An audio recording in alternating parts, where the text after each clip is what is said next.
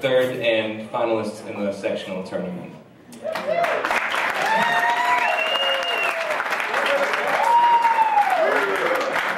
We also were able to take back the Mayshore League Championship, so this makes 4 out of the last 5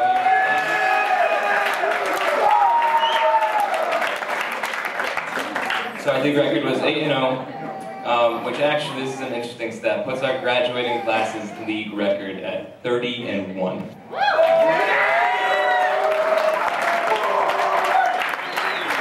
Just some quick thank yous. Thank you to Mr. Kubiak, our athletic director, Mr. Genoa, for getting us healthy to wrestle. To our parents, oh, there's so many thank yous to parents, I'll try and sum them up. So thank you to all the parents. But specifically, I have to thank Mr. DeMoore for helping our wrestlers in their off-season lifting program. Made a huge difference. Last year at this award ceremony, I showed off some shirts that we were going to give out to everyone who earned them. And I'm happy to say that every wrestler who earned that shirt at Mr. DeMoore's gym made it to not just states, but all states. Also, I have to thank the Hogans for being there all the time, for taking millions of pictures, and for videotaping every single match, including this tonight, so you can all watch it. It's not only a great tool, but it also is very enjoyable to go back and watch the season.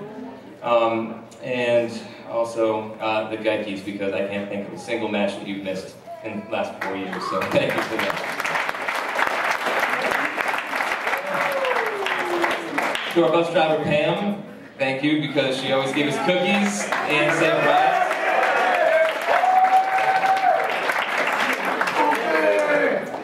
To Coach Curtin, I don't see him here, but he's probably working out somewhere. He was our strength and conditioning guy, and he got everyone in the kind of shape that they needed to be in.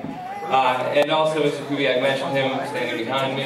Yes, one of my returning wrestlers, Matt Hogan, Coach Matt Hogan, came back and really helped us out. He was there at practice every single day. I hate to admit it, I'm getting a little old, so we need to bring in the young blood to get these wrestlers the kind of workout that they need. Okay, I'm going to take a little break, turn it over to my assistant coach, Drew Stoic, to talk about these JV wrestlers up here. Here we go! As you all know, if you haven't been here for the last few years, I don't like speaking in front, but Coach always likes to take a break and likes to see me sweat. That's first JV wrestler. When I think of him, I think of excitement, I think of enthusiasm. He's also probably the best wrestler at keeping off of his back in this high bridge, and that's Nick DePietro.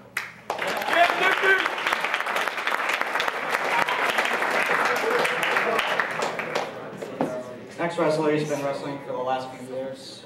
He's developed a few good moves, the Bulldog, which our whole team is famous for, and he's also capitalized with the Cradle. He was able to wrestle varsity once for us this season. I'm hoping that he wrestles a lot more for us for varsity next season. That's Josh Smith.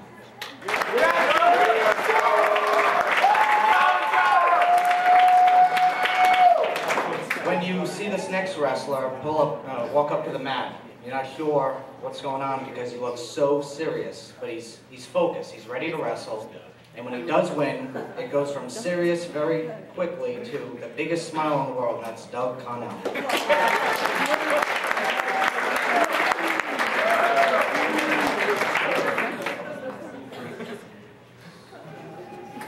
This wrestler last year was our 106 varsity. This year he was able to wrestle for us at 106, which was very good.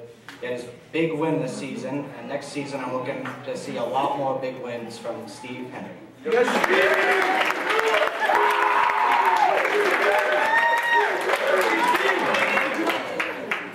this next wrestler had a good background in grappling, which obviously showed in his success in the sport this season. He had 4 varsity matches, and he won all 4 matches with the same move, and that's Jerry Morel.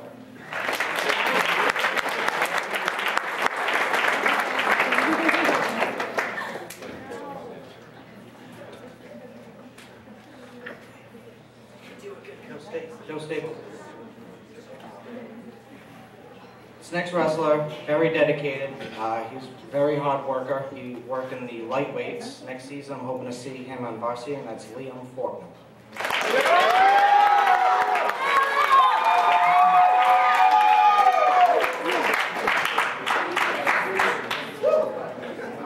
This next wrestler, he's a very strong wrestler, very difficult to break down. He's easy to take down because he's not used to getting his legs back yet, but I'm hoping to see him as a varsity spot at the heavier weights, and that's Julio Marino.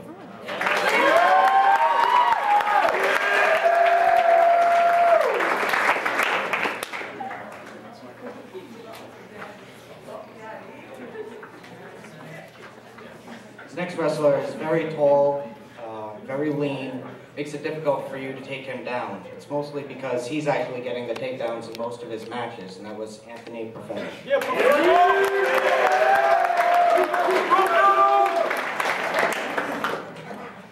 This next wrestler always is asking questions, very good at following directions, and that helps him because, you know, if he's asking for help, that means he wants to learn more, and that's Troy Georgia. Very good.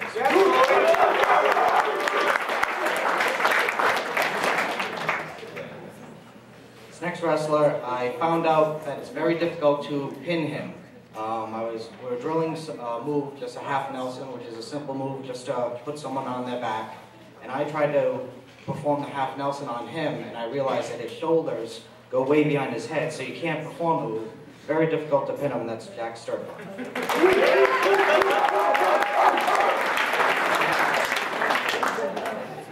This next wrestler, I see him is very quiet, but he's very strong. Unfortunately, he wasn't able to make it to all the practices, but when he was there, he did a great job, and that's Riley Stradella.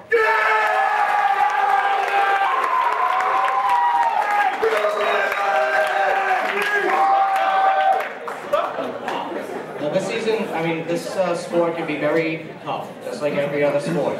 In this very beginning of the season, this wrestler wasn't used to some of the moves, and he actually got injured during the first week of practice.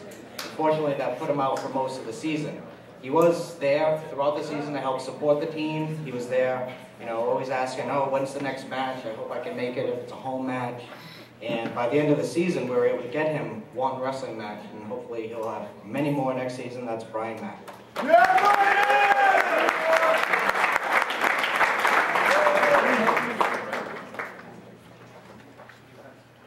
This next wrestler, I found out at the beginning of the season, he wasn't sure if he really wanted to perform the sport. He said, I'm not really too sure. He talked with Coach LaPlante a bunch of times. He also has a background in grappling, jiu-jitsu, and he stayed after practice almost every day. Every day he was there asking, you know, can I come over, ask for a little bit more help. I'm not sure if I can do this move. Is this move legal, illegal? And he showed a lot of dedication this season. And he even came to our varsity matches, even when JVs weren't required or didn't need to be there. Sometimes he even drove there if he had to. And I'm looking forward to a great season next season with Lucas Tapalis.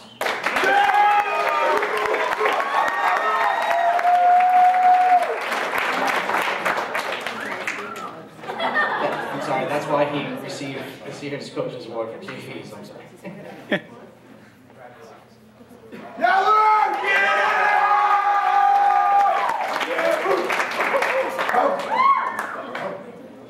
Now I'll turn it over back to Coach Cook.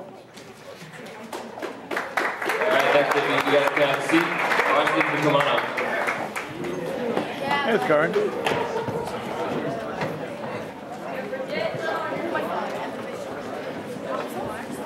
Good job, Lucas. Congratulations.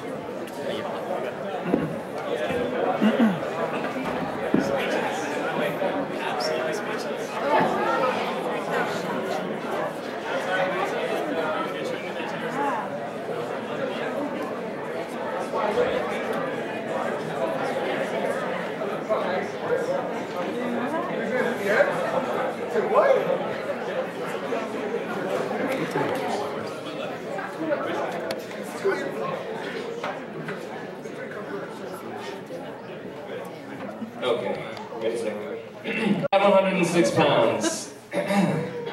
We have a wrestler who could be described as being very fiery, having a lot of fight in him.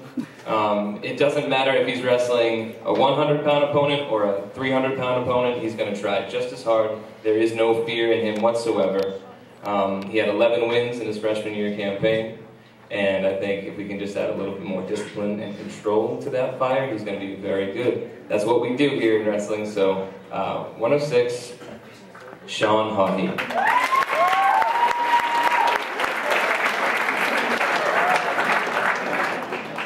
Next wrestler, 113. This wrestler had to cut some weight to get down to 113, probably the most on the team, because he was hungry for, pardon the pun, hungry for a varsity spot. He could be described as being very gutsy. He'd wrestle with a hole in his tongue if he had to. He was 5th at Cohasset. He had picked up 15 wins on the season, 11 of them by pin, and 6th in the section. Looking for him to take a leadership role next year. This is Seamus Guillen.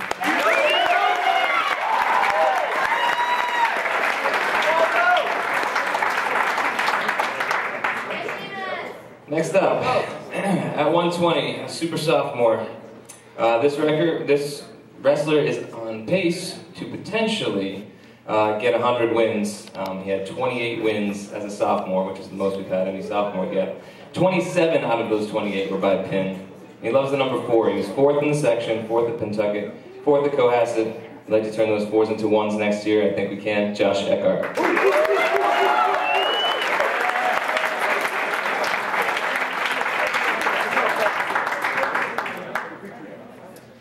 Okay, at 126. There's a lot here, I'll be quick. Okay. 3rd at Pentucket, Cohasset tournament champion, 2nd at Northbridge, 4th in the state vocation, and 3rd in the state. But probably most important out of all those would be sectional champion. For the first time since 1998, Tri-County has a sectional champion. He's tied for the most wins out of anyone this season, which is 38. 34 of those wins came by pin. And probably most important to him, what he didn't know at the time was his final match, which he won at States, was actually his 100th win.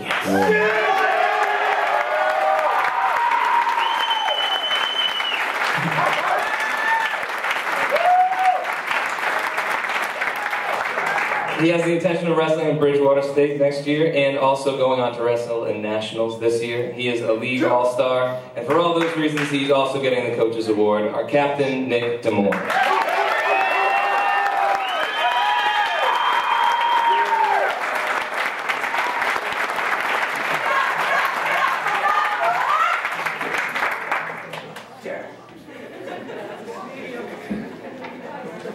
All right, this next wrestler at 132, we like to call him Sunshine. He is the hardest wrestler on the team to pin, has been for the last 4 years. He was 6-1 in the league. He's a captain, and we knew that he was going to be a captain from day one. Without him, we don't win the Cohasset tournament. Without him, we don't have the kind of season that we had. He really led the way. Just a solid wrestler and a solid kid, Tom Rinkowski. And best dressed wrestler to that as well. At 138, another senior. This wrestler, when he's on, he's got a cradle that's better than any cradle on the team. He picked a great day to have his best day, which is the day that we won our league championship. He beat a kid with muscles on top of muscles from Carver, and then when I didn't think he could get any better than that, he goes out and pins the Cohasset kid and clinches the league championship for us. So this is Ben Bowman.